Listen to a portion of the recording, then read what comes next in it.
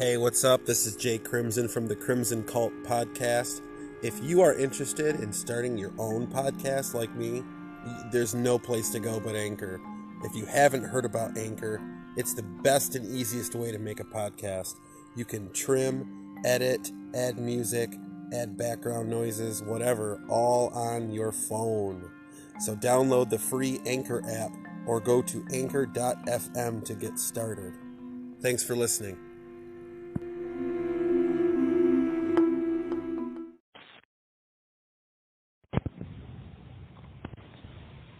Hello. Hello, is Jay there? Yep, this is Jay. Hey, what's going on, Jay? This is Mike, man.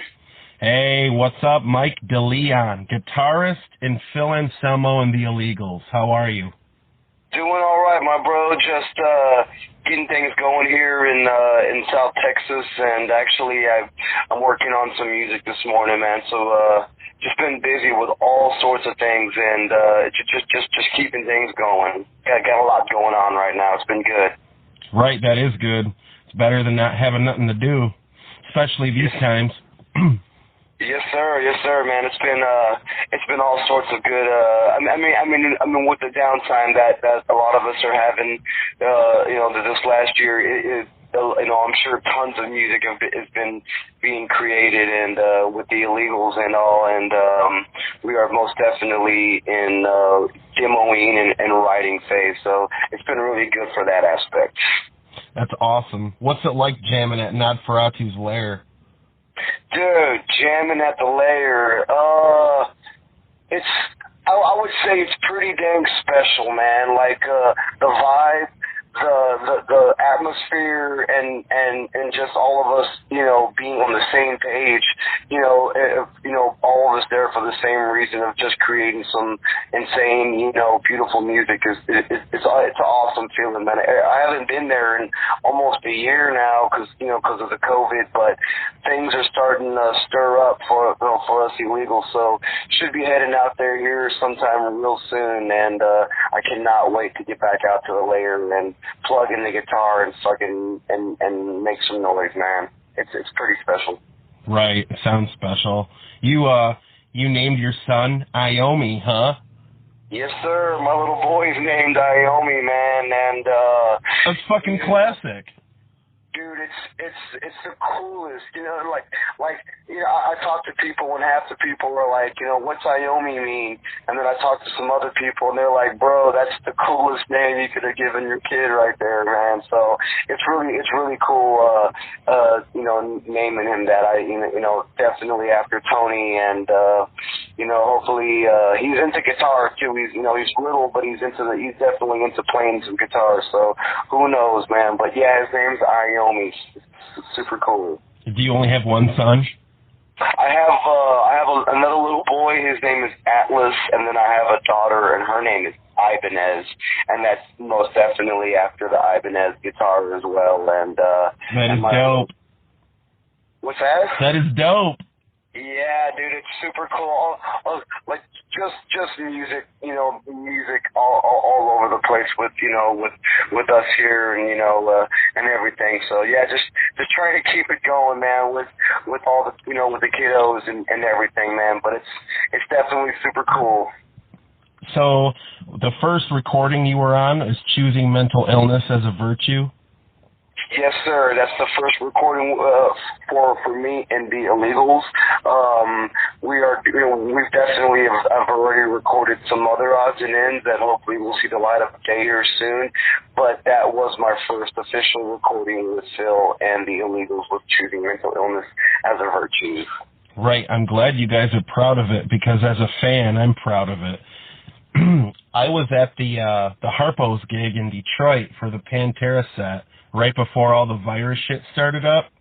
Dude, that was a ripping show. Right, so killer. I was fortunate enough to see Pantera twice back in the day. I seen Pantera at Ozfest 2000 and at Cobo Hall with Slayer and Morbid Angel and Static X in 2001, and it was Phil's birthday, and I can say that you did Dime justice, dude.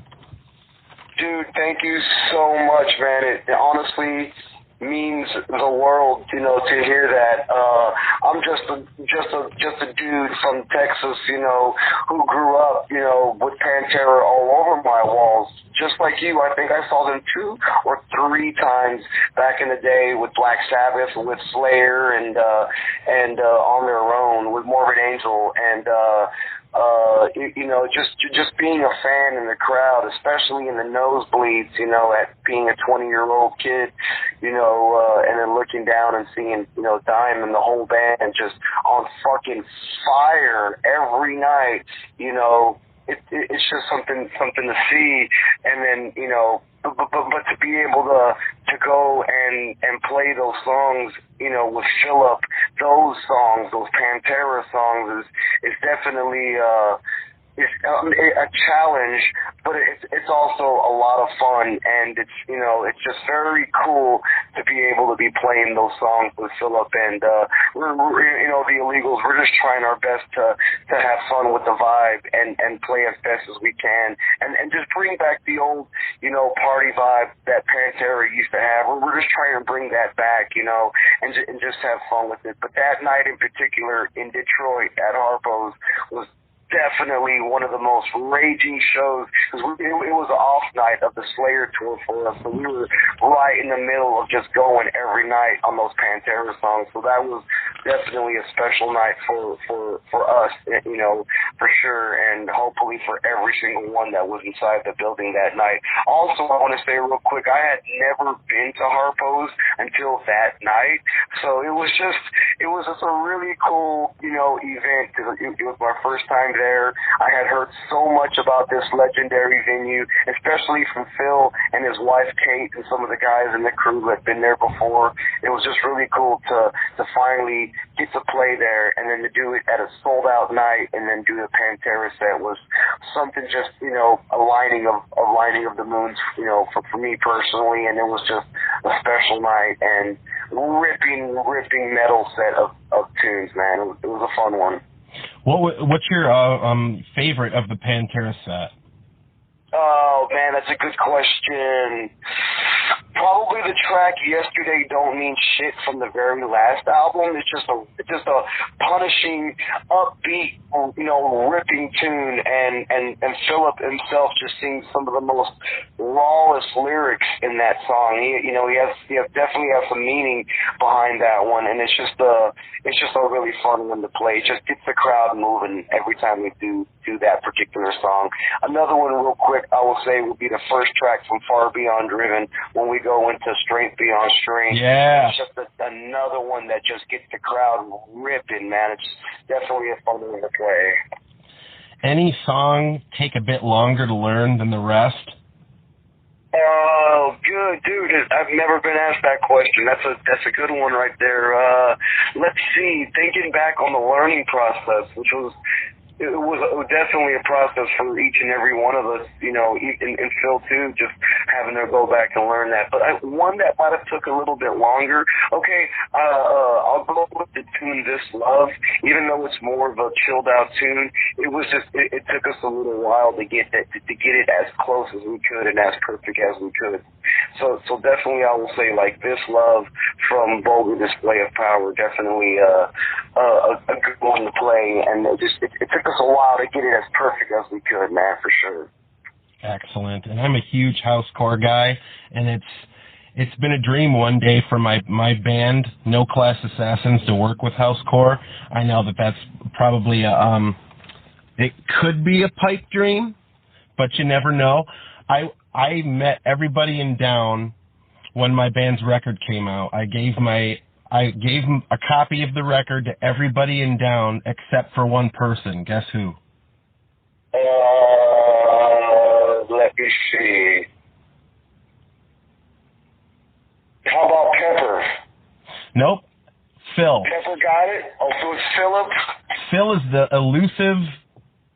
the elusive creature named Phil Anselmo. At that Harpo show, I waited outside for a little bit for him, and I guess he just went boom right onto that bus, or boom right into the hotel, or wherever he went. Yeah, it's usually it's usually right onto the bus, you know, for the most part. He's not really I mean, we go to hotels, we have to stay at them sometimes, but he's definitely not like right to the hotel kind of guy. We're all just on the bus, you know, smoking down and just hanging. So in that particular night, I remember it being really cold.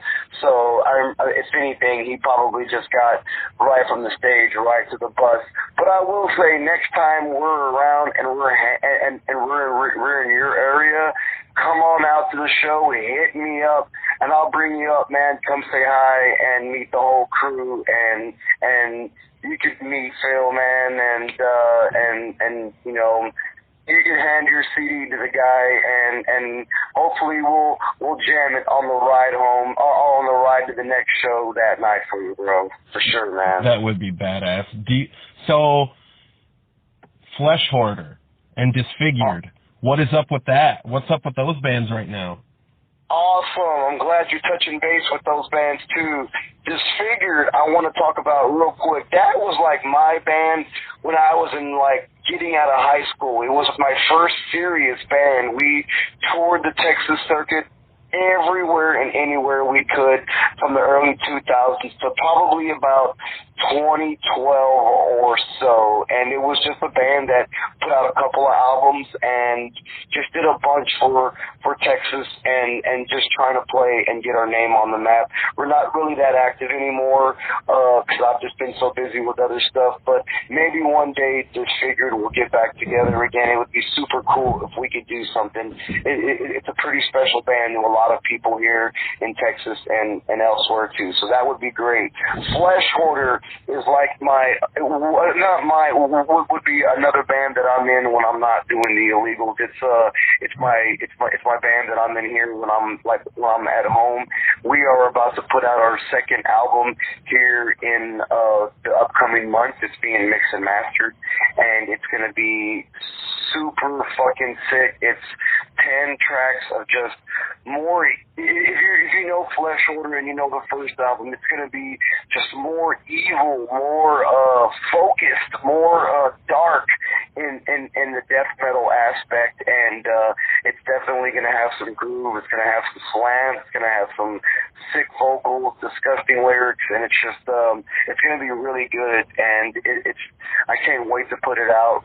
We've been real busy working on that. We've actually played a gig last month in Mississippi, and it was a total success. We went and jammed. People were there. People were moshing. It was like the old days. It felt really good to play some death metal in a little tiny bar again. And hopefully, if all goes well, our second album will be out real soon, too. So keep an eye out. It's going to be called Relic of Putrescent Filth by Flesh Hoarder. It's coming out real soon, man. I appreciate you bringing that up too, bro. Yes, hell yeah. Speaking of old like hole in the wall dive bars, what's your craziest story? Whether it's backstage or getting ready to play or maybe at a festival, any crazy like fan story or something went wrong? Oh man, let's see. I mean, so many of those little moments. All right, here's a really bad moment for me. It wasn't inside a little tiny bar, but it was in front of like 10,000 people screaming South American fans. On top of that, these people are raging in South America. They love metal down there. So we're playing a Pantera song with the Illegals. People are going crazy. I'm plugged in with my cord right into my guitar, about to go right into like I think the Domination solo at the end of Domination, and I like totally stepped on my guitar cord, and my guitar, it totally got unplugged and like flew almost halfway across the stage, even just from the emotions of what I was doing and jamming out. So it was just a really bad moment. I had to our guitar tech guy, if I'm not mistaken, was just from South America. So it was just kind of like a bad moment. I had to like run, go get it, plug it back in, and then just try to jump back in the middle of where I was at. And it was just definitely not a good moment. And it was bad. And even know if anyone else noticed, but I just know for me it was like the world crashing down, 10,000 people going nuts, and then next thing I know, my guitar's unplugged, I'm about to solo, and it was just a bad moment. That was definitely something I will never forget right there. Have you ever seen Wayne's World 2? Yes, I saw it probably a few months back. If only you had Chris Farley as a stagehand, you wouldn't have had any trouble. Dude, well, me and a friend of mine were talking about that last night. Me and a buddy, he was like, dude, you need Chris Farley as your roadie, man. I was like, dude, he'd be the perfect roadie, man. He was the coolest. I got nowhere else to go. He said he was the best. He was so funny. Even in Airheads and all the other movies he was in, he was always just a class act comedian, man. Do you prefer CD, vinyl, or digital? Oh, good question. Another one I've never been asked. Okay, there's pluses and minuses to all this right here, but me personally, I like to jam the old school CDs. I have a vinyl player, and I have a pretty good collection going. I don't listen to them as much as I wish I could because I'm just so busy around the house all the time. Right. But CDs are definitely the way to go. I still like to get some. I still like to buy. I'm about to pre-order the new Cannibal Corpse today. And, dude, yes. And get the new, and I'm gonna get the CD, and it's just, in my ride, I still got some CDs jamming. I got just some underground death metal, or all the way to some Steely Dan. You know what I mean? Just an array of music. But CDs are definitely, I still like to jam them, prefer them. Vinyl's super cool, and digital, I'm not gonna hate on it. It definitely sucks for us musicians. We don't get paid, but I will say the conveniency of us putting our music and wanting to share it with the world, there's definitely been a positive note with that. If you want to get it to people around the world, besides putting it on YouTube or whatever, if you want to share your music, hey man, check out my Spotify. That's always cool too.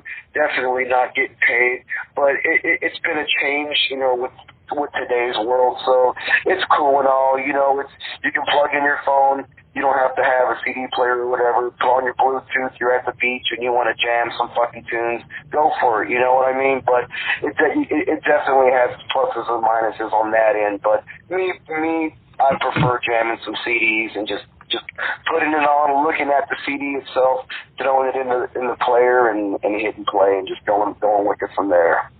Yeah, there was always something cool about going to the store. And shit, when I was a kid, I'm 37, so even me, when I was a kid, you would have to judge a book by its cover. Totally. Tomorrow's my birthday, and I'm turning 39, so I'm right there with you. We grew up in the same age, of tape CDs and everything, and I'm with you there. I just going to the store when I was a kid and just looking at the cover and kind of deciding, do I want to roll with the punches and spend my $10 and buy this tape or CD and going from there. Now, kids don't have that whatsoever, actually going to a CD store they're still there, but it's really uncommon. Everything's so digital now that it's just, you just look at it on your phone or you look at it on your computer and just hit a button, I miss being able to open, packets and look at the CD covers and the inlay and the artwork and even the special thanks to who they're thanking and all that good stuff. I used to go and just delve into all that stuff. Yeah, just staring at the album cover while you're listening to the music, it added a little specialness to it. Totally did. It totally did. Who are your biggest influences on the guitar? Oh, man, there's a handful of them. Okay, Dimebag Darrell, most definitely. Huge. Another one would be Trey Azagoff from Morbid Angel. Huge. Rob Vigna from Immolation. These are some more underground bands, but Rob Vigna, his style of playing, his live playing, I rip a lot of that off. I've told everybody that. Other guitar players will be like shredders like Gary Holt. Man, Gary's a shredder. Kerry King. You know, all these guys that wrote riffs that were memorable, that lasted in your brains and that you know forever. And then I'll even take it to like Stevie Ray Vaughan. You know, he's another Texas dude that I totally grew up, you know, with my dad and my uncles playing all the time, and he was just a big influence on me. And he passed at a really, really young age, and I remember being really young when he passed and hearing it on the news. So I'll also throw Stevie Ray right in the mix, and then I'm sure there's a bunch of dudes that I'm missing, but that right there will definitely be a good handful of dudes that I know of. Oh, Eddie Van Halen. Can't forget Eddie, man. The king, Eddie. True. Definitely another guitar player. And real quick, one more. This will probably be unexpected, but I'm also going to throw in Carlos Santana. Ooh. Mexican guitar player. Lots of soul, lots of feeling in all those notes that Carlos was hitting. You know, I'll definitely say those 7-8 guys I mentioned, man, are all great musicians, great guitar players, and have definitely laid some foundation in me somewhat one way or another. Carlos Santana, anybody who can play a guitar that turns into a snake while you're playing it. That's exactly, man. He said it turned into a snake at Woodstock. That's right. Wild. That's wild. So, Nosferatu's Lair, is that where you guys practice and record the albums? Yes, sir. That's exactly what we do. We write everything there, and while we're writing, it's great because we have the recording going on. So while we're just practicing or working on riffs, whatever, everything's pretty much being recorded. So at the end of the day, if we want to go up, to upstairs and listen back on anything that we've done, we want to go back and check on this, check on that, hear ideas that we came up with during the day. All that is super accessible, and there's so much to go through. It's great. And then when it's time to get down to actually recording, we just one by one we go in and we do our parts, and that's pretty much how the Illegals and even some of the other bands will be recording out there too, out there at the Lair as well. Jams and recordings all the way. I think it's pretty badass that fucking Aquaman digs our shit. Oh, dude, how cool is that? He came out to our show, and he came out to the Slayer gig in L.A. last year, and he showed up with the Game of Thrones crew and Scott Ian and family, and it was super cool. It was so awesome to see Aquaman, Jason Momoa, walking into the Illegals dressing room because he's a gigantic Pantera fan, and he had never met Philip. So, he was like a kid in a candy store just coming into our room, and we were just like the total opposite. Here comes this gigantic man walking into our room, and we're just like, whoa. And he's walking into the room, and he was like, whoa. So it was just a really cool moment, and he just became instant friends with everybody, and it seems like him and Phil have definitely been keeping in touch, and that's been really good. And I know he's a fan of all the projects, and he's a total metalhead. And even when we were up on stage, he came up on my mic and he fucking jammed This Love with us, and it was just super surreal and really cool. But it's really good to know there's a ton of underground metalhead, celebrities that you wouldn't, expect. But Jason Momoa is definitely up there, and he's super cool and big metalhead, super cool cat, man. He looks like he could be related to Roman Reigns and the Usos. Dude, he looks like brothers. Yeah, and they got that tribal tat too, don't they? They sure do. They look pretty darn close. They could be fill-ins for one another. That's how close it is. That's like a tradition for those guys to get that tattoos. Yeah, those Samoan guys, they like to go get those Samoan-style tattoos, man. And those are real painful, too, because I don't think those are just a regular style. They're probably doing, a little bit different tattoo style to get those. But, yeah, it's definitely their thing, man. So you're a wrestling fan? Oh, die-hard wrestling fan since I was a little kid. Who's your favorite? Okay, good question. Favorite wrestlers, two Texas boys, Stone Cold Steve Austin and Shawn Michaels, the Heartbreak Kid, and I'll even throw in The Undertaker. All three Texas dudes been my favorites since I was a little kid. And I'm probably going to say Shawn Michaels is the number one of the three. It's just because I just always dug Shawn Michaels, and he was just always just a real cool, funny character. But Undertaker and Stone Cold are all right there, man. And I've been a big wrestling fan for pretty much all my life, I should say. Me too. I used to do deathmatch wrestling with barbed wire and the thumbtacks and glass and stuff for just a little bit, or I probably wouldn't be able to talk to you right now. But my favorite's Undertaker, and I got a Mick Foley tattoo on my leg. Oh, that's rad, man. A couple of years back for Christmas, I bought my dad a signed Mick Foley Mr. Socko sock, and he loves it. He has it framed in his back little room back there in his house, and Mick Foley was just selling these signed Socko socks, just signing a sock, and he was just selling them for like $25 or something, and I picked one up for my pops, man, because we're big wrestling fans, and just Mick Foley's, one of the old school OGs right there, man. Right. So, here's a question. What was your favorite part of playing Slayer's farewell tour? Yo, dude. There's so many things about being on that tour. My favorite part, just being able to be on that tour. Right. Just for Slayer, it was more of a nod for Pantera, which is totally understandable because Pantera and Slayer were they were brothers. They were the two biggest metal bands of the late 80s and 90s. You know what I mean?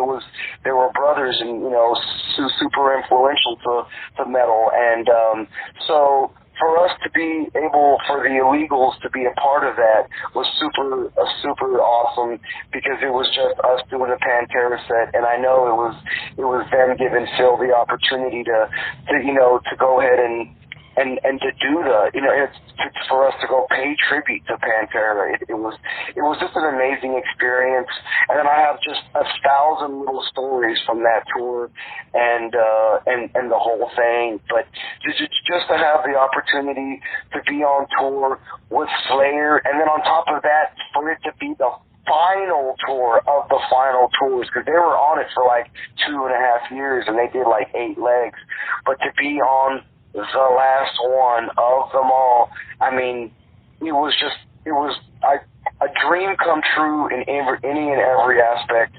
And some of my favorite parts of that were just being able to smoke a joint, hang out with Phil Anselmo pretty much every night with the whole crew and watch Slayer, from somewhere in the building. We would go different places. Purposely, we would find little nooks and crannies, and we would just kind of lay low, but we would be watching Slayer. So, it was real cool and just special to be able to see the Kings of Slayer lay it down one last time every night. And it was just a monumental metal tour on a ton of aspects, man. So, and then to tour with Ministry and Primus, total mix-up of the tour, old school 90s Ministry, 80s, definitely they have their own niche in the metal world, in the industrial world. And then you got Primus, who 3 guys, they to me were the band that I wanted to watch because I was never really the biggest Primus fan. I'd seen them a couple times, but seeing them and being able to witness what those 3 individuals could do on that stage was just magic, man. It was just magic, and it was just super cool to be able to live that and be a part of it. But it was just an amazing experience. Slayer, fucking Slayer. I have their name tattooed on my leg for a few years now. It'll be there forever, and I miss them. The world went to shit when the band called it a day, and everybody misses Slayer, and I'm not sure if they'll ever do a show again. I'm honestly not sure, but you know, if they ever get back together to do something, I'm gonna be right in the pit, going fucking insane, man. I can't, you know, if it ever happens.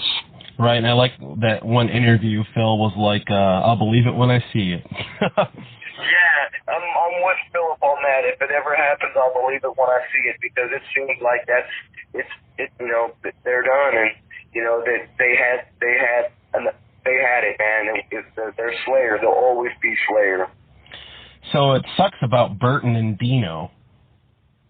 Definitely, I'm with you on that one. You know, it definitely is not good. It's definitely a bummer about, you know, the falling out of that situation right there. And I'm a big Fear Factory guy too, since the manufacture, and it's a bummer because they've always had issues, them too. Yeah, and bro, we're so much alike. I mean, everything you're talking about is everything that I'm into, just like you. I've been a big Fear Factory fan since the manufacturers. I was a kid, so I've seen them so many times, and I've actually become friends with Dino these last couple of years, and just knowing him a little bit more. And but it's you know it's a you know, a bummer, like I said, just to see them kind of go their separate ways after 30 plus years of being in a band together. You know, I know Dino's still going to be putting out a Fear Factory album. I'm not too sure what it's, you know, going to be like without Burton, you know, but regardless, it's Dino. He has the riffs. He has that right hand that just crushes. So hopefully, if all goes well, it's still going to be a ripping album, and I can't wait to hear it. You know, it'll just be another chapter in the book of Fear Factory, and I'm just looking forward to, you know, to hearing what it sounds like, and you know, and hearing where they go from here. True. So, do you have a favorite guitar you like to use? Yes, that's going to be my main guitar. That's my red and black Jackson V. I have about 6 or 7 Vs. I'm a big Jackson V guy, the flying Vs, and I just got a brand new one yesterday, and it has pot leaves, and it's camouflage. It changes colors, but I just got it. I love it, but I haven't played it enough to say it's my favorite guitar just yet.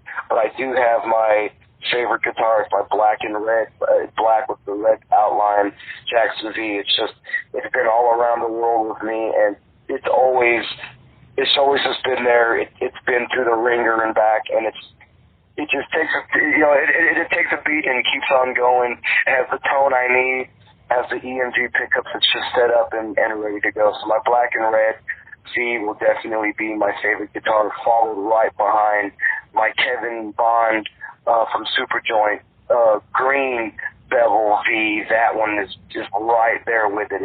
It's an amazing guitar. But yeah, my black and red one will definitely be my favorite guitar that I play.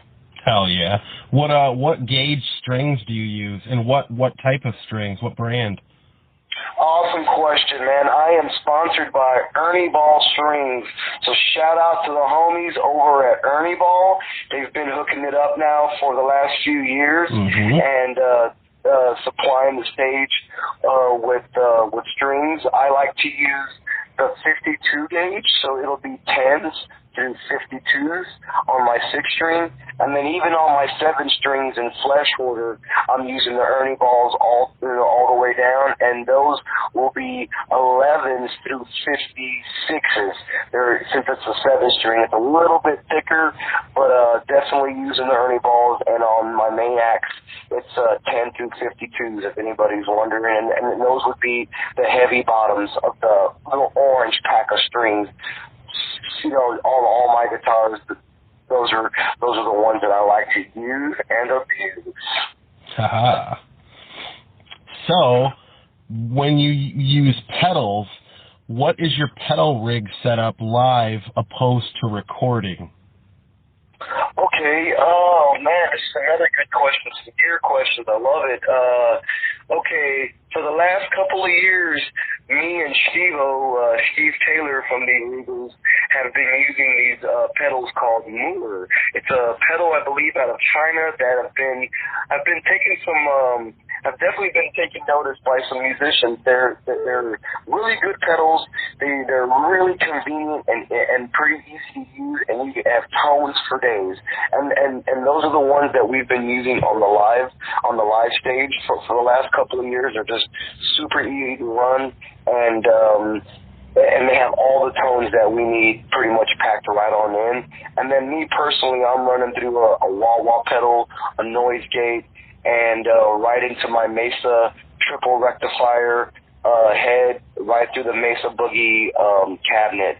On the recording aspect, I'm trying to just go directly into the Mesa, with a couple of little tweaks of like maybe a noise gate pedal, just something to keep the noise down, just maybe a little chorus pedal. But I'm using those Mesas, through and through, and getting the chunk, the tone that I'm trying to rip off, from the Injustice for All album from Metallica, just those crushing, heavy, old school tones, and Mesa's always been, known for doing that, punishing amps, and for recording, even like for choosing Mental Illness, it's just me right through a pedal on the, trying to keep the noise down right into the Mesa rig, and moving forward, nothing's going to be changing but a couple little tweaks on the head, and maybe adding a little bit of a pedal here, a pedal there for like some reverb or some chorus or some boost or something.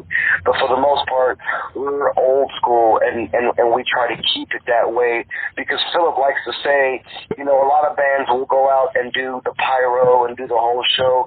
We like to just go up and let the music do the talking. We're the show. We're the ones playing the tunes, the amps, the tunes, the guys. That's it, the backdrop of the band, and there you go. And that's the way we like to keep it. Just pretty much straightforward, old school guitar, metal, crunching, man. Yeah, it's keeping it real. Yes, exactly. The fuck was I going to ask you? Oh, my band I know my guitar player and my bass player, they like to use the monster cables.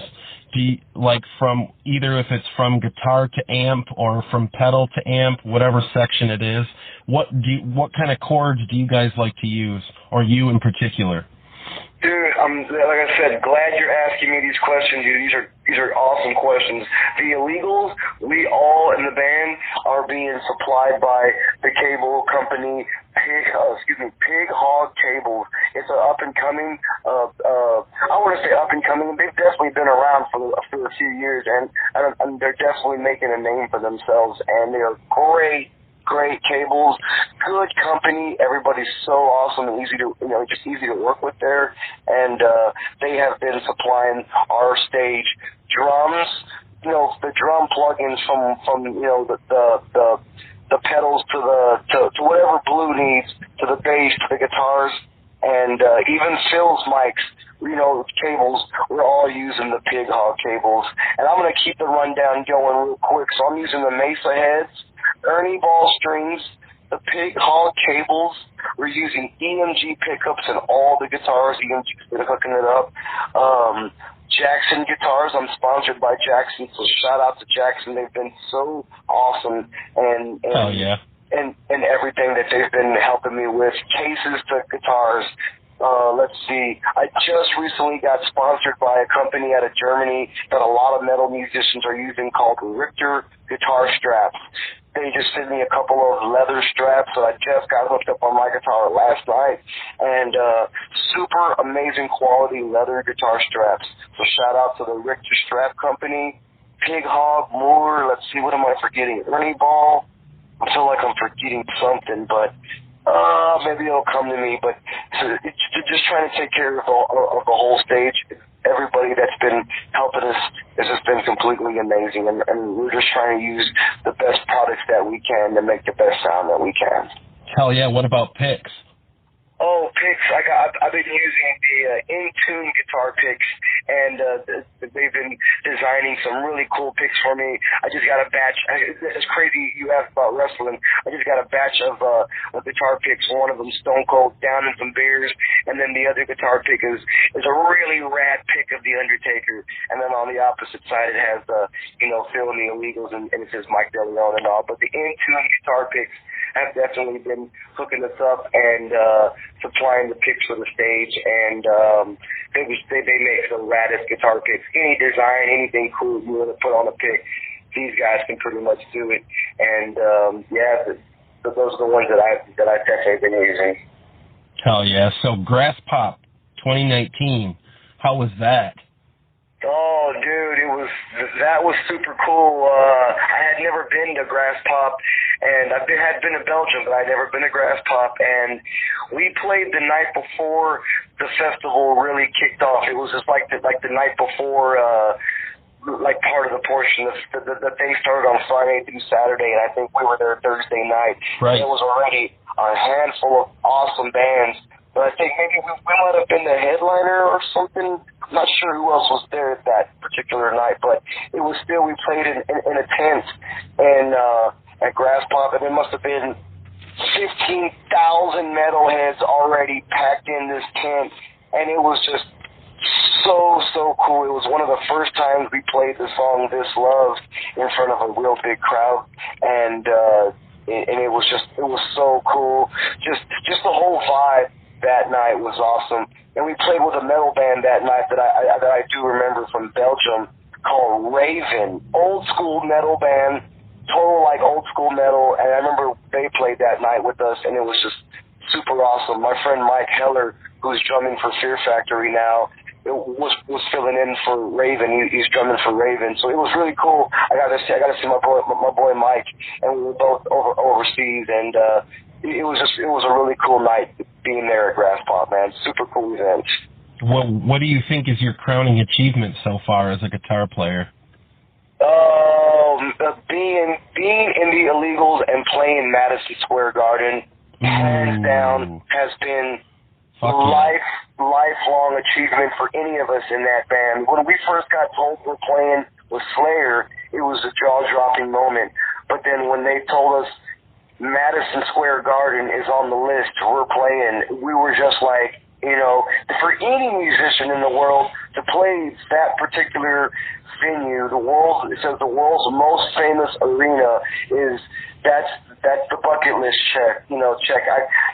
That was the crowning moment, of a lot of our careers, was being able to open for fucking Slayer, and we're in Madison Square Garden, and it was sold out. And then another thing I'll say about that night was that, and this was really cool because this happened a lot of nights on that Slayer tour for us as being the opening band. But in that particular night at MSG, they said that there was already over 80% capacity inside the building by the end of our set. So that means they were packing it in to see the Illegals play those Pantera songs early that night, and it was just an amazing, like I said, monumental feat for the band. Earlier that same year in 2019, we played a hole in the wall in Australia of 150 people in a pizza parlor. So it was just really cool for the same year to go from playing a pizza parlor in Australia for 150 metalheads on a Monday night free show to play in Madison Square Garden the same year, opening for Slayer. I mean, it was just total two odds ends of the spectrum, and we did it in 1 year, and total two ends of the world on top of that. So it was just really cool. That was definitely the crowning achievement for a lot of us, was to be able to play that venue with the Illegals opening for Slayer. I mean, you can't really get any bigger than that right there. It was sold out. It was pretty amazing. That's badass.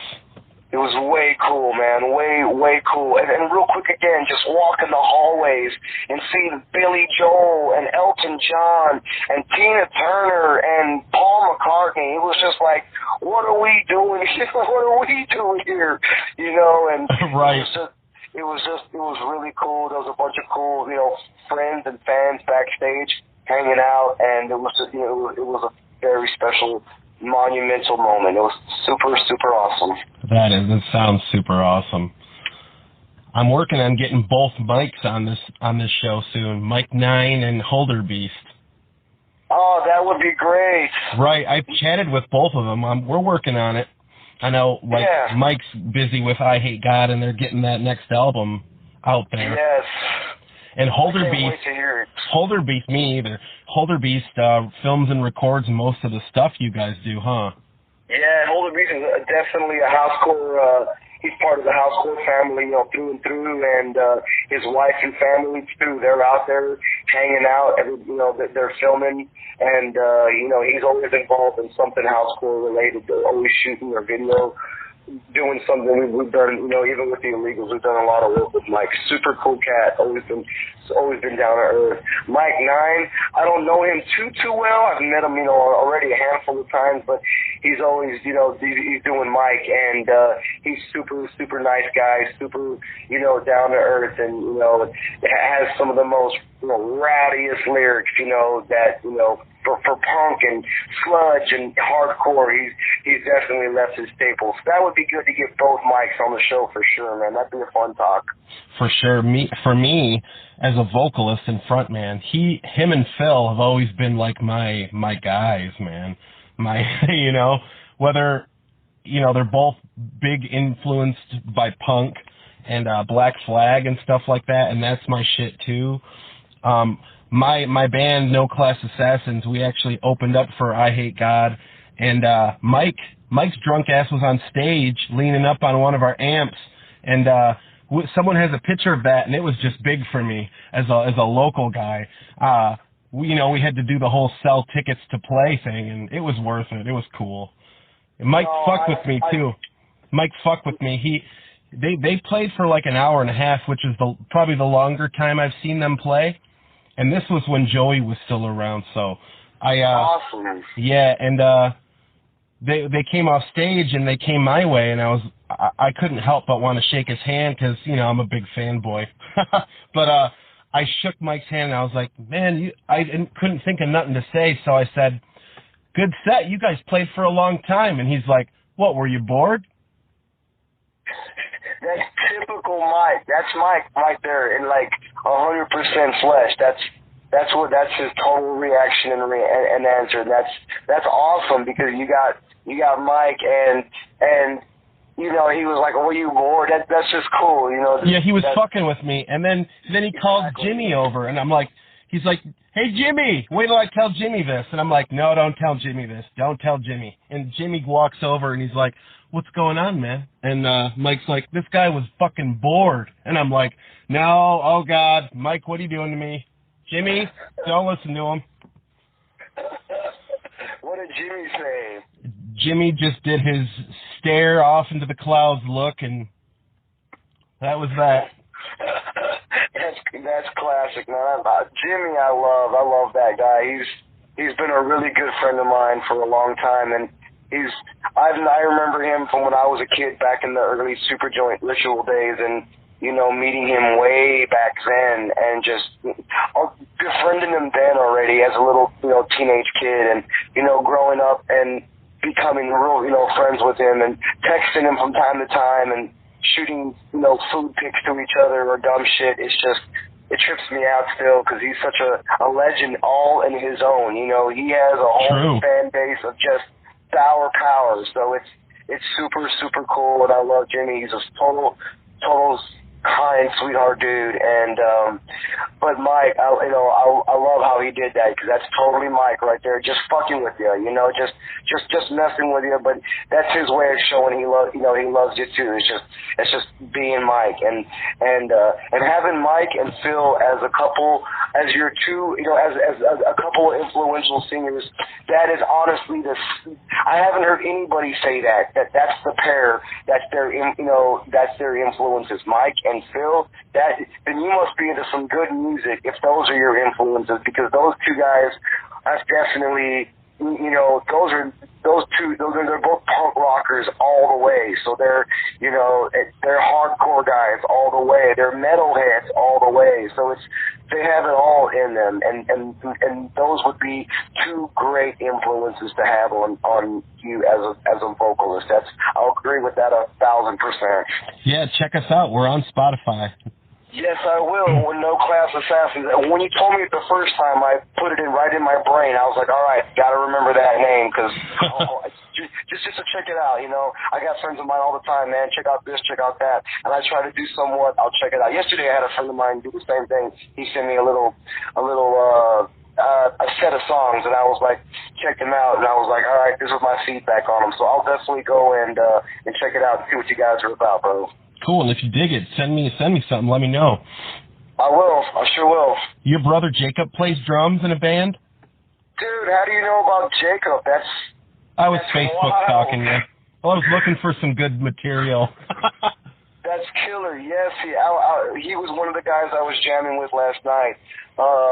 I'm going over some things right now, getting ready for some things, and my brother Jacob was jamming with me on drums. He was a member of Disfigured for a long time, and we just grew up playing, you know, just me and him, and just like Eddie and Alex, we were just a couple of little kids just playing music, and he was always on either drums or guitars, or I was always either on drums or guitars, and it was just, we always played music, and then one day I took the guitar seriously, he took the drums seriously.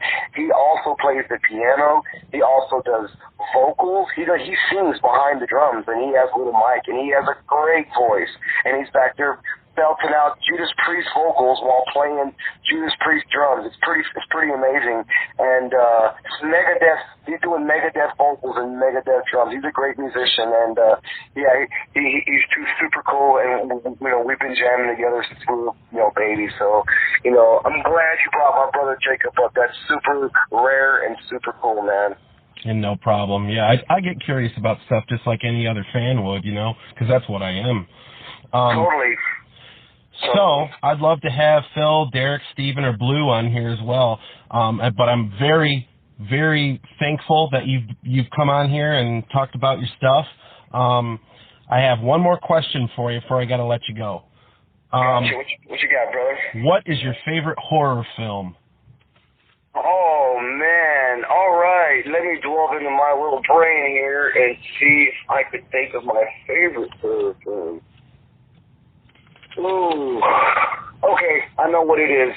And this one, the reason behind it is just because this one hits home with me. This is a movie that my father showed me and my little brother Jacob when we were like 8 or 9. It's a horror movie that I'll never forget. It's still my favorite horror movie to this day. It's not like super scary, but it's a classic. And that's going to be the movie The Return of the Living Dead, where all the punks go into the cemetery and all the zombies come back to life, and they go into that morgue, and it's just chaos. That's probably my favorite horror movie of all time. Like I said, it's not super scary. No, I love that movie.